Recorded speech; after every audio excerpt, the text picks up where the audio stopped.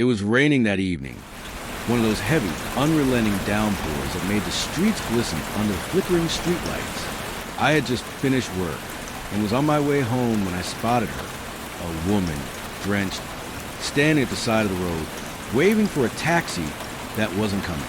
I don't normally pick up strangers, but something about the way she stood there, looking desperate and alone, made me hesitate. She climbed into the car, breathless and shivering. "Thank you so much," she said. Her voice was soft, almost shaky. I don't know what I would have done. She gave me an address, somewhere across town, not far. I figured I'd drop her off quickly and be on my way. But something was off. Her hands trembled, not just from the cold. She kept glancing at the side mirror, like she was looking for someone. "Are you okay?" I asked. She hesitated. "Yes, just drive, please." I should have turned around.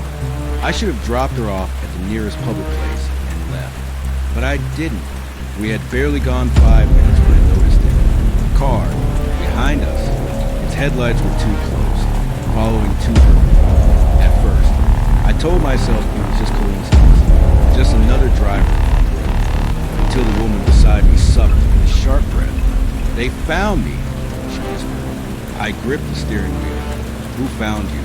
She turned to me, her eyes wide in full fear. "I'm so sorry, but I've just put you in danger." The car behind us suddenly sped up. The headlights flooded my rear mirror, blinding me for a second. Then it hit me, literally. The impact jolted my car forward. My heart slammed into my ribs. "Drive," she screamed. I didn't need to be told twice. I swerved, my tires screeching on the wet road. The car behind us didn't stop. It kept coming relentless, pushing us faster and faster through the dark city streets. "Who are they?" I yelled, my hands white-knuckled on the wheel. She didn't answer.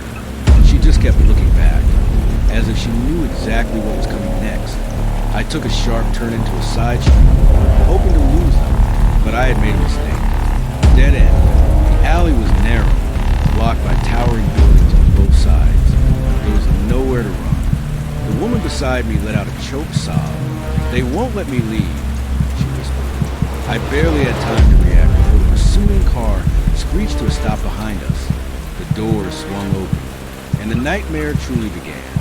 Let's digress for a moment. In the Bible, King Jehoshaphat of Judah once found himself in the wrong place at the wrong time. He had aligned himself with King Ahab of Israel, a man known for his wickedness. Ahab invited Jehoshaphat to join him in battle against the king of Aram. Jehoshaphat was a God-fearing king. He agreed to go, but before they went to war, he suggested they seek the Lord's counsel. Ahab surrounded himself with false prophets who assured them of victory. However, the true prophet Micaiah warned that disaster awaited. Ignoring the warning, they marched into battle. But Ahab had a plan. He disguised himself while Jehoshaphat wore his royal robes, making him an easy target. The enemy mistook Jehoshaphat for Ahab and surrounded him. In desperation, Jehoshaphat cried out to God, and the Lord saved him. But Ahab, he was struck by an arrow and died exactly as God had foretold. Jehoshaphat barely escaped with his life because he had aligned himself with the wrong person. Both Jehoshaphat and I made the same mistake, aligning ourselves with the wrong people, stepping into battles that were never meant for us. The Holy Spirit is always guiding us, always nudging us toward wisdom and safety. But often, we ignore the warnings because we think we know best. We assume our kindness, loyalty, or good intentions will protect us. But not every invitation should be accepted. Not every battle is ours to fight. Proverbs 3 verses 5 to 6 reminds us to trust in the Lord with all our hearts and lean not on our own understanding. Sometimes, the Spirit warns us subtly, an unease in our hearts, a delay, a red flag we choose to ignore. And when we do, we end up in situations we were never meant to face. God is merciful. He rescues. But how many battles could we avoid if we simply listened from the start? I don't know if Mara was killed that night, but I barely made it out. Through a twist of fate, I call it divine intervention.